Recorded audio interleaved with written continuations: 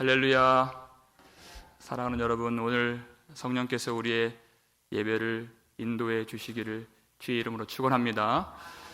사도 바울이 예루살렘으로 가는 그 여정을 보면 예수 그리스도께서 십자가를 지시기 위해 예루살렘으로 올라가신 그 모습이 보여집니다.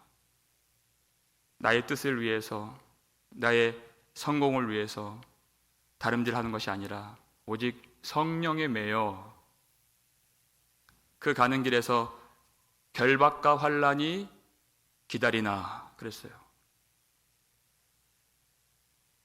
그런데도 바울이 하는 말이 하나님의 은혜의 복음을 증언하는 일을 마치려 하면은 이렇게 되어 있어요.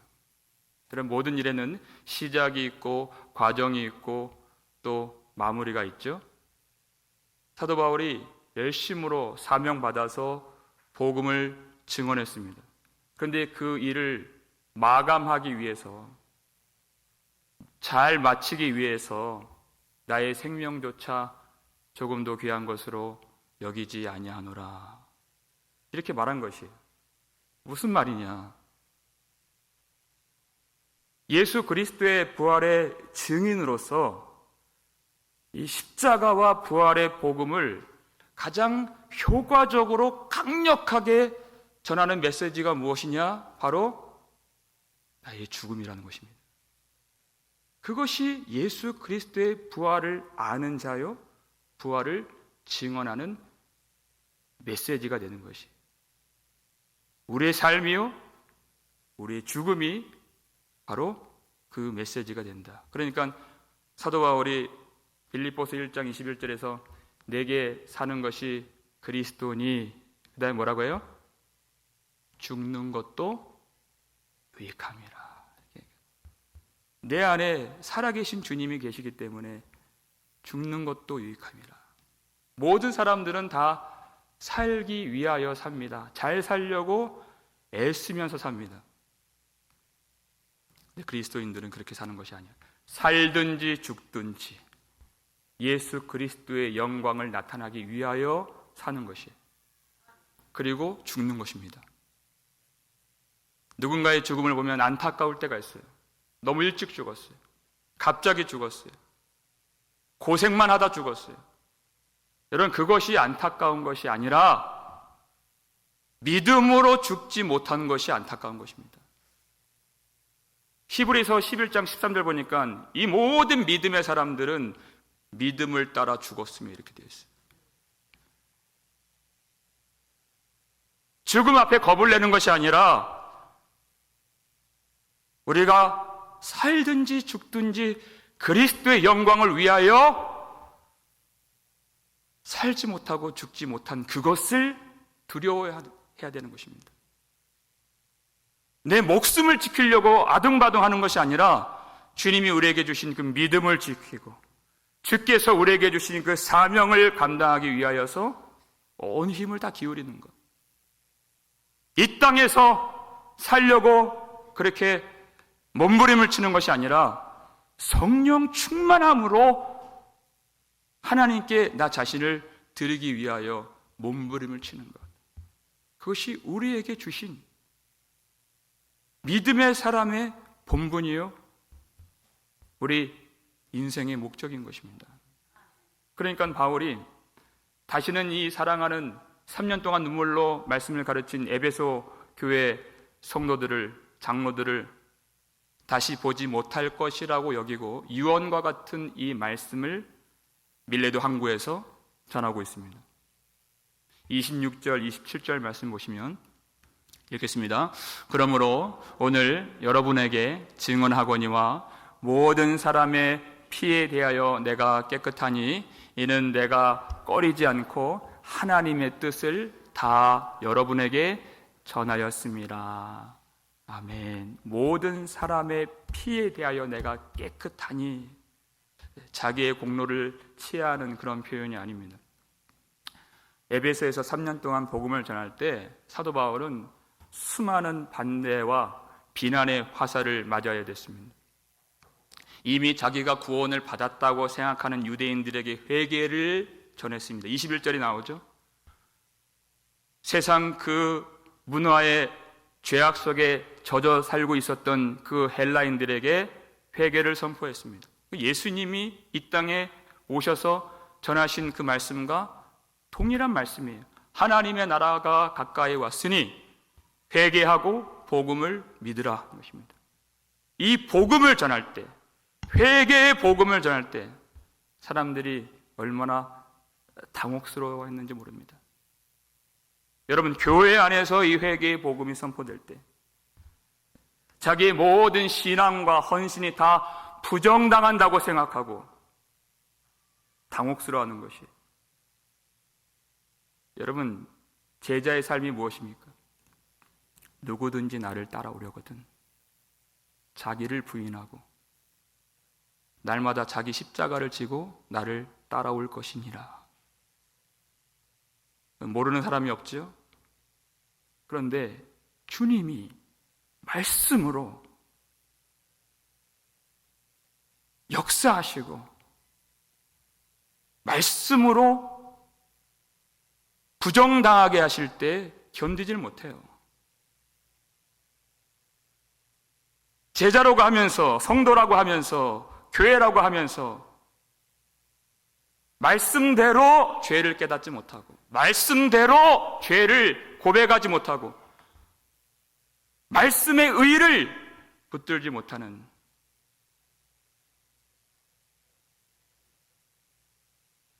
그런 모습. 여러분, 이 시대의 교회들과 말씀들을 여러분 정직한 영을 구하면서 한번 들여다보십시오. 얼마나 사람 중심인지 몰라요.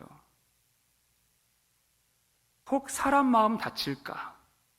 사람 기분 상할까? 사람 불편하여 교회 떠날까? 사람밖에 안 보여요. 하나님이 보이질 않는다는 것입니다. 하나님의 마음이 보이질 않는다는 것이. 그 뿌리가 무엇인지 분별하는 사람이 거의 없습니다. 우리가 하나님 앞에 서게 될 때 어떻게 되겠습니까? 똑같이 예수를 말하고 복음을 말하지만 그 뿌리가 다른 것을 보는 사람이 거의 없어요.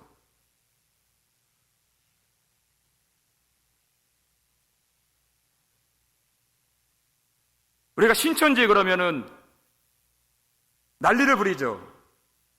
안식교 그러면 경각심을 가져요. 근데 가장 위험한 이단이 바로 자기 중심성인 걸 모른다는 거예요. 사람 중심, 그것이 얼마나 무서운 가장 큰 이단인지 다 놓치고 있다는 것입니다. 마치 예수님 광야에 이끌림 받으셔서 시험 받으실 때 사탄이 그 세 번째 성전 꼭대기에 예수님을 세워서 천하 만국과 그 영광을 보여주면서 네가 내게 절하면 이 모든 것을 너에게 주리라 했던 것처럼 큰 교회만 준다면, 높은 자리만 준다면, 사람들의 박수와 인기와 유명세를 준다면 넙죽 사탄이 주는 것을 받아먹고 사탄이 주는 말을 전하기를 주저하지 않는 그런 세대 가운데에서 사도 바울이 하나님께서 주신 이 말씀 거침없이 그리고 가감없이 자신의 유익과 성공을 위하여 한 것이 아니라 오직 예수 그리스도의 영광을 위하여 내가 전했습니다 하는 뜻에서 모든 사람의 피 대하여 내가 깨끗하니 이렇게 말을 한 것입니다. 여러분, 이 말씀은 하나님께서 에스겔 선지자에게 주신 그 말씀에 기인한 것이죠. 하나님이 이스라엘 백성들을 불쌍히 여겨 주셔서 파수꾼을 세워주신 것이에요. 그래서 적군들이 그 먼지 구름을 일으키면서 칼을 차고 밀려올 때에 파수꾼이 그것을 먼저 보고 외치도록 되어 있습니다. 나팔을 불도록 되어 있어요. 그 경고의 나팔을 듣고 대비한 사람들은 사는 것이에요. 그런데 경고의 나팔을 들었음에도 불구하고 그날을 준비하지 않고 죽은 사람들은 그 책임이 그들에게 있는 것입니다. 그 피가 그들에게로 돌아갈 것이요 그랬어요. 그런데 문제는 그 적군들이 밀려오는 것을 볼 때 경고의 나팔을 불지 않는 파수꾼이 있다. 그러면 이 백성들이 반드시 그들의 죄로 말미암아 죽을 것인데 그들의 핏값을 그 파수꾼들의 손에서 내가 찾으리라 하신 것이에요. 바울은 지금 그 말씀을 떠올리면서 말하고 있는 것입니다. 하나님이 지금 전쟁 이야기 하시는 것일까요? 아닙니다. 그 파수꾼은 선지자들을 말하는 것이에요. 말씀을 전하는 자들을 말하는 것이에요. 에스겔 33장 8절 말씀이죠. 읽겠습니다.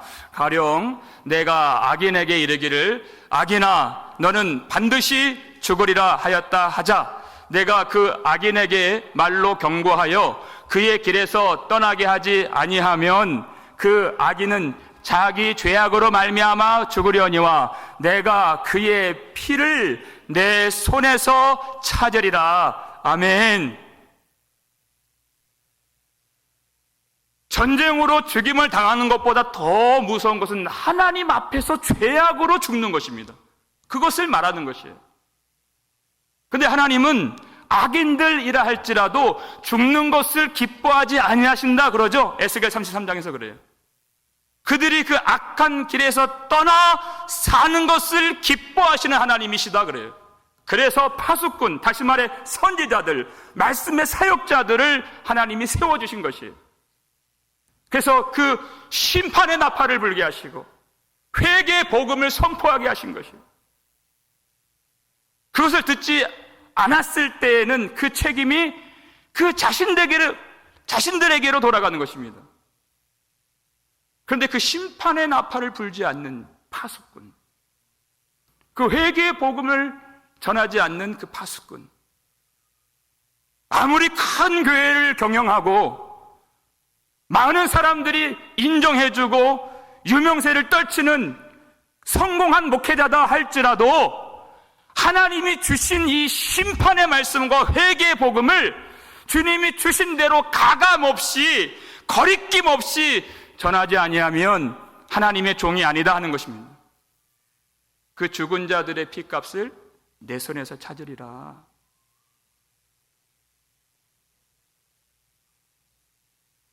이 어려운 때에 많은 거짓된 가르침들과 세력들이 교회를 위협하는 이때 사도 바울이 3년 동안 눈물로 밤낮 주님이 주신 이 복음을 전했습니다. 그리고 이제 떠나야 될 때가 온 것이에요. 이 막중한 책임을 지우기 위해서 하나님이 이 교회에 감독자를 세우셨다 그랬죠. 성령께서 장로들을 세우셨다. 그 말씀이 28절이에요. 읽겠습니다. 여러분은 자기를 위하여 또는 온 양떼를 위하여 삼가라. 성령이 그들 가운데 여러분을 감독자로 삼고 하나님이 자기 피로 사신 교회를 보살피게 하셨느니라. 아멘. 목자가 양을 돌보듯이 하나님이 자기 피로 사신 교회, 자기와 하나라고 여기신 독생자 아들 예수 그리스도의 피로 구원하신 이 백성들을 돌보게 하시려고 성령께서 그 교회에 감독자, 목사와 장로를 세우셨다 하는 것입니다. 그들이 오늘 밀레도 항구에 있는 에베소 교회 장로들에게 여러분은 삼가라 그랬어요. 무슨 뜻입니까? 파수꾼과 같이 정신을 차리고 깨어 있으라 그 뜻이에요. 양떼들에게 지금 무엇이 필요한가? 어떤 위험이 있는가? 이 교회가 어떤 시험 앞에 당면하고 있는가? 여러분 그 시험이 무엇일까요? 29절, 30절 말씀 읽겠습니다. 내가 떠난 후에 사나운 이리가 여러분에게 들어와서 그 양떼를 아끼지 아니하며 또한 여러분 중에서도 제자들을 끌어 자기를 따르게 하려고 어그러진 말을 하는 사람들이 일어날 줄을 내가 아노라 하는 것이에요. 사나운 이리가 교회 안에 들어와서 복음을 어지럽히고 성도들을 아끼지 아니하고 자기를 따르게 만들고 예수 그리스도를 따르지 못하도록 하는 그런 사나운 이리가 등장하게 됩니다. 여러분, 문제는 무엇이냐면 사나운 이리가 사나운 이리처럼 보이지 않는다 하는 것입니다. 그러니까 깨어 있으라는 것이에요. 거의 보지 못한다 그랬죠? 그건 제 말이 아니에요. 주님의 말씀이에요. 왜 보이지 않느냐? 마태복음 7장 15절 보세요. 읽겠습니다. 거짓 선지자들을 삼가라. 양의 옷을 입고 너희에게 나오나 속에는 노략질하는 일이라 그랬어요. 눈으로 안 보입니다. 왜? 양의 옷을 입고 있기 때문에. 얼마나 더 거룩해 보이고 얼마나 더 능력 있어 보이고 얼마나 더 신실해 보이는지 사람의 눈으로는 분간이 안 된다는 것이에요. 양의 옷을 입고 있기 때문에. 여러분, 이스라엘 백성들이 어떤 말씀 듣기를 더 원했습니까? 이 땅에 평화가 있다는 거예요. 이 나라에 구원이 있다는 말씀인 것입니다. 맞는 것 같지만 하나님이 거짓말이라고 그랬어요. 왜 그래요? 회개 없는 평화, 회개 없는 구원을 그들이 말하기를 좋아했고 그 백성들이 그 거짓말을 사랑했다 그랬어요. 끝간데 없이 죄를 범한 이스라엘 아합 왕이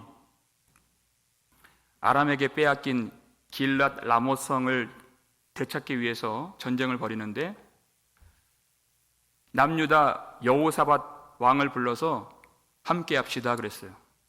그러니까 여호사밧 왕이 우리 하나님께 물어봅시다 그랬어요. 그러니까 아합 왕이 자기 선지자들 400명을 다 불러요. 그래서 내가 싸우랴 말랴 묻죠.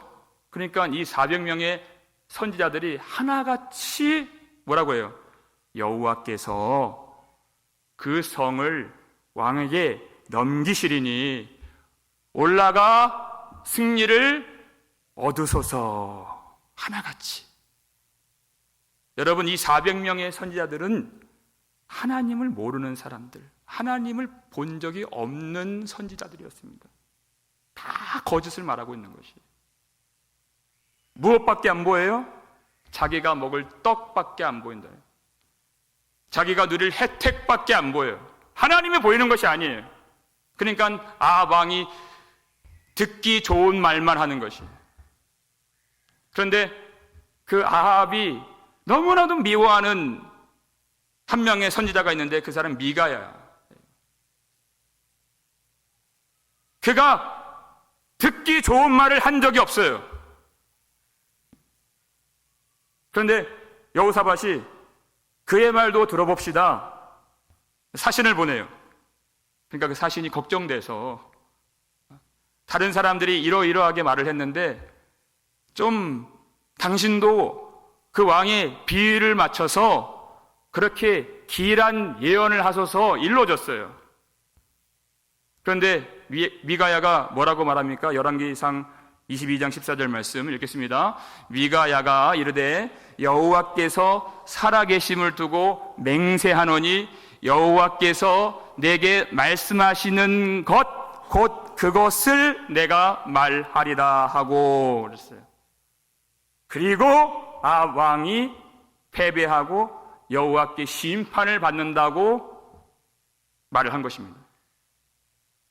그가 뺨을 맞아도 욕을 먹어도 그것이 거짓이라고 모함을 당해도 감옥에 갇힌다 하여도 고생의 떡과 고생의 물을 그가 먹고 마신다 할지라도 하나님이 그 말씀을 주셨기 때문에 하나님의 심판의 말씀을 그의 면전에서 전한 것입니다. 여러분, 이 시대는 어떻습니까? 우리는 어떤 말씀을 더 듣기를 원합니까? 어떤 스승이 인기가 있습니까? 어떤 교회가 큰 교회가 됩니까? 그때나 지금이나 전혀 다를 것이 없다. 오히려 마지막 때가 될수록 더 그렇다. 주님 말씀이에요. 디모데후서 4장 3절이 그 말씀이죠. 읽겠습니다. 때가 이르리니 사람이 바른 교훈을 받지 아니하며 귀가 가려워서 자기 사역을 따를 스승을 많이 두고 그랬어요. 바른 교훈을 받지 않는다는 것입니다. 살리는 하나님의 말씀을 받으려고 하질 않는다. 전혀 회개에 합당한 열매가 있지 않음에도 불구하고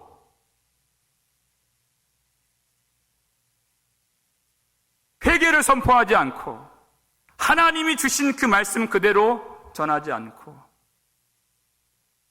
회개 없는 평화, 십자가 없는 영광, 사람의 복음, 그것을 전할 때가 훨씬 더 많다. 때가 이르리니 그랬어요. 이것이 교회가 당면한 시험인 것입니다. 사람이 없어지는 것이 시험이 아니에요. 힘이 약해지는 것이 시험이 아니에요. 복음이 복음되지 않는 때가 온다.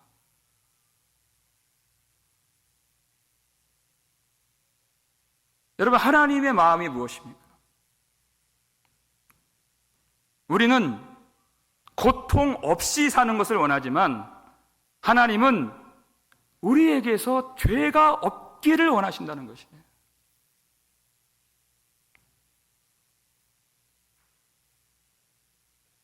우리는 우리가 어떻게 해야 살지 알 수가 없는 사람들인 것입니다. 하나님이 위로부터 내려주신 그 진리만이, 그 영만이, 말씀만이 우리로 하여금 하나님 앞에서 살 수 있게 만들어주시는 것이에요.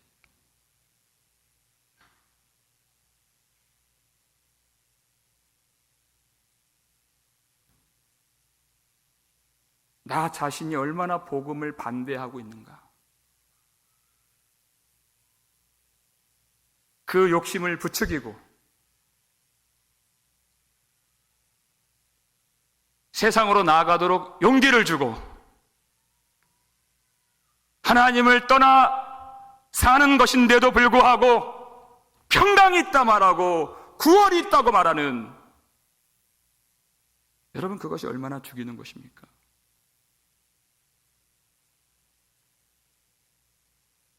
하나님의 마음을 아는 교회가 되어야 된다는 것이에요.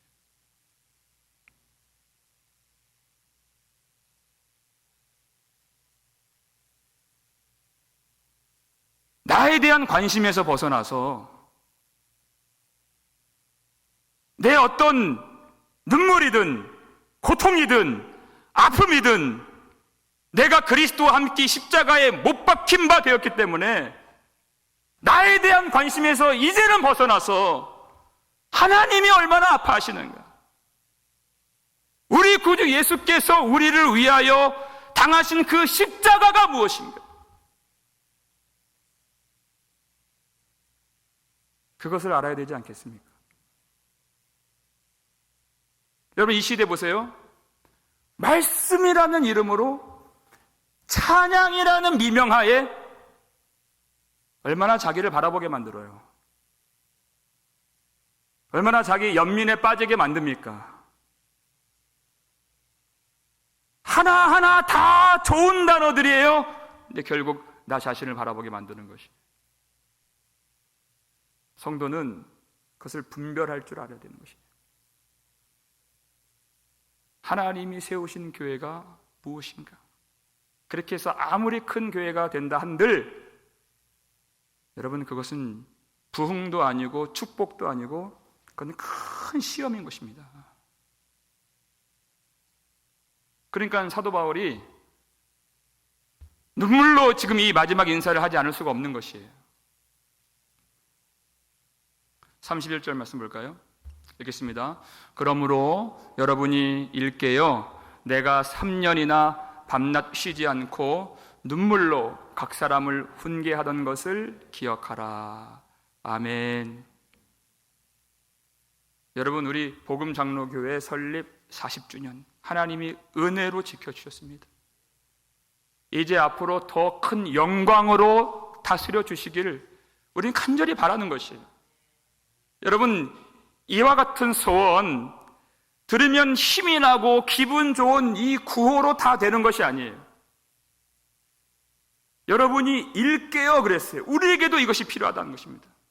깨어있지 아니하면, 파수꾼들처럼 경성하지 아니하면 어떻게 하나님의 영광을 보겠습니까?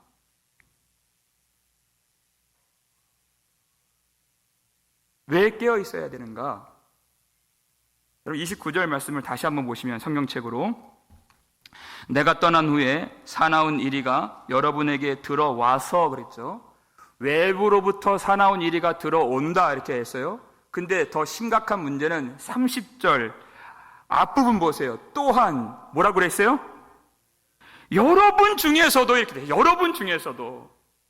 여러분 중에서도 제자들을 끌어 자기를 따르게 하려고 어그러진 말을 하는 사람들이 일어날 줄을 내가 아노라. 지금 사도 바울과 밀레도 항구에서 함께 울고 끌어안고 입을 맞추고 그 다음 이 단락에 나오잖아요. 그게 눈물로써 환송하고 작별의 인사를 나눈 여러분들이 그렇게 변질될 것입니다. 이렇게 얘기하는 거죠. 아니, 저 사도가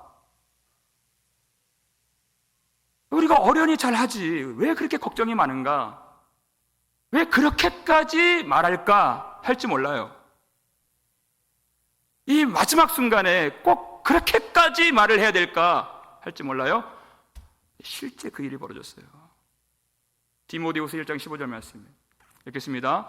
아시아에 있는 모든 사람이 나를 버린 이 일을 내가 아나니 그 중에는 부겔로와 허모게네도 있느니라 그랬어요. 여러분, 아시아의 수도가 에베소입니다.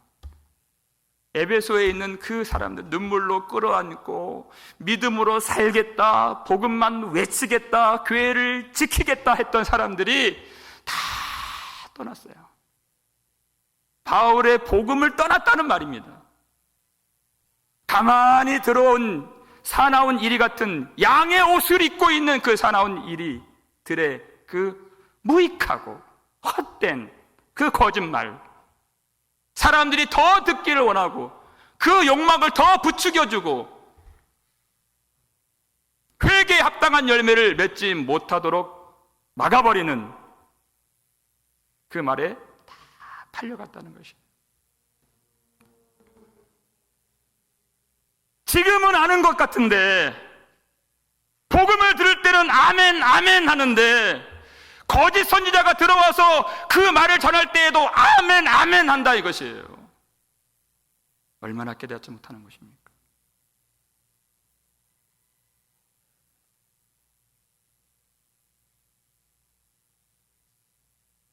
눈물로 3년이나 밤낮 훈계하고 권고하고 또 책망하고 또 위로하고 그리고 전파했던 이 말씀을 여러분 한순간이라도 떠나서는 안 되는 것입니다. 우리는 항상 죄악으로 그리고 세상으로 그리고 예수님보다는 자기 자신 쪽으로 기울어지기 쉬운 그런 습성 갖고 있는 사람들이기 때문이에요. 우리 모두가 다 그렇습니다. 그래서 여러분 먼저 저를 위해서 기도해 주시길 바랍니다. 하나님이 주신 그 말씀 앞에서 어떤 것과도 타협하지 아니하고 거리낌 없이 거침없이 담대하게 이 세상에 대해서 다 눈이 가려져서 사람들 무서워하지 않고 사람들 욕하는 거, 멸시하는 거, 비방하는 거, 옥에 갇히는 거, 뺨 맞는 거 두려워하지 않고 담대하게 주님이 주신 복음만 전할 수 있는 그런 목사가 될 수 있게 해달라고 여러분 기도해 주시길 바랍니다. 여러분을 위해서 기도하시길 바랍니다. 여러분 스스로 여러분의 인생의 유익과 만족을 위해서가 아니라 자신을 버릴 수 있도록, 그래야 복음이 사는 것입니다. 나를 껴안고 살면 반드시 복음을 버리게 되어 있어요. 반드시.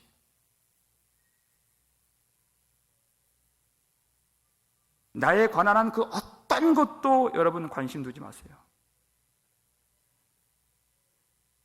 그러면 하나님의 영광이 보이지가 않습니다. 하나님의 선하신 뜻이 보이질 않아요. 복음을 들을 때 기분이 상하거나 복음을 들을 때 내 생각과 맞지 않거나 복음을 들을 때 내 자존심이 짓밟혀지거나 복음을 들을 때 내 감정이 뜨거워지지 않더라도 여러분 주 예수 그리스도의 복음에만 순종하실 수 있기를 바랍니다. 그것을 위해서 기도하는 것이, 내가 버려지고 내 욕심이 버려지고 나의 모든 것이 다 주님 앞에서 버려질 수 있도록 복음의 영광만이 우리의 심령에 이 교회 안에 나타날 수 있도록. 마지막으로 여러분, 우리가 이 복음을 잘 분별할 수 있도록 기도하시길 바랍니다. 보이지가 않습니다. 여러분, 성령으로 분별하지 아니하면 사람은 절대 알 수가 없는 것입니다. 복음은 성령으로만 분별될 수 있는 것이에요. 내 마음이 뜨거워진다, 사람들이 몰린다, 여러분 그것으로 알 수 있는 것이 아닙니다. 나의 감각, 나의 지각, 나의 어떠한 기준, 그것으로 알 수 있는 것이 아니에요. 하나님이 깨닫게 해주시는 것이에요. 그 뿌리가 사람으로부터 난 것인지, 오직 예수 그리스도 그 말씀의 터에서 나온 그 줄기의 말씀인지 분별할 수 있는 성령의 은혜를 주옵소서. 기도하시기 바랍니다. 여러분, 우리 주님께서 오늘 우리 교회에 파수꾼같이 깨어있기를 원하십니다. 마지막 때 그저 예배 한번 드린 것으로 만족감 갖지 마시고 정말 우리 마음을 찢어야 됩니다. 하나님, 우리를 도와주옵소서. 우리 가려진 눈을 열어주시고 우리 막혀진 귀를 뚫어주시고 하나님, 우리 마음을 찢어주셔서 하나님의 마음을 부어주시고 나의 아픔에 매몰되지 않고 우리를 위하여 죽으신 예수 그리스도의 그 십자가, 그 고통과 하나님의 마음을 알게 하시고 나에게서 벗어나 그 복음의 자유, 성령의 은혜 우리가 충만하게 누릴 수 있도록 하나님, 오늘도 우리를 살게 하여 주시옵소서. 살아가면서 항상 밤낮으로 복음을 깨닫고 그 복음을 지키며 주님만 사랑하고 주님만 섬기는 우리 복음 장로교회 될 수 있기를 주의 이름으로 축원합니다.